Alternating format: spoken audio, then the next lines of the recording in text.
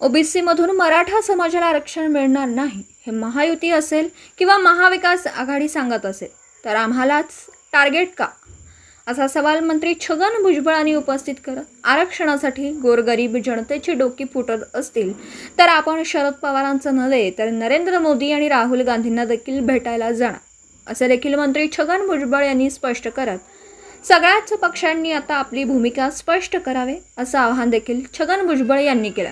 ते सांगलीच्या ओबीसी आरक्षण बचाव महाअल्गार मेळाव्यामध्ये बोलत होते। सांगलीमध्ये आज ओबीसी आरक्षण बचावची हाक देत ओबीसी समाजाच्या वतीने महाअल्गार मेळाव्याचं आयोजन केलं होतं। अन्न व नागरी पुरवठा मंत्री छगन भुजबळ यांच्यासह माजी आमदार प्रकाश शेंडगे, माजी मंत्री अण्णासाहेब डांगे, भाजपा आमदार गोपीचंद पडळकर आणि ओबीसी नेते लक्ष्मण हाके, इक्बाल अन्सारी, शब्बीर अन्सारी यांच्या प्रमुख उपस्थितीमध्ये हा मेळावा पार पडला।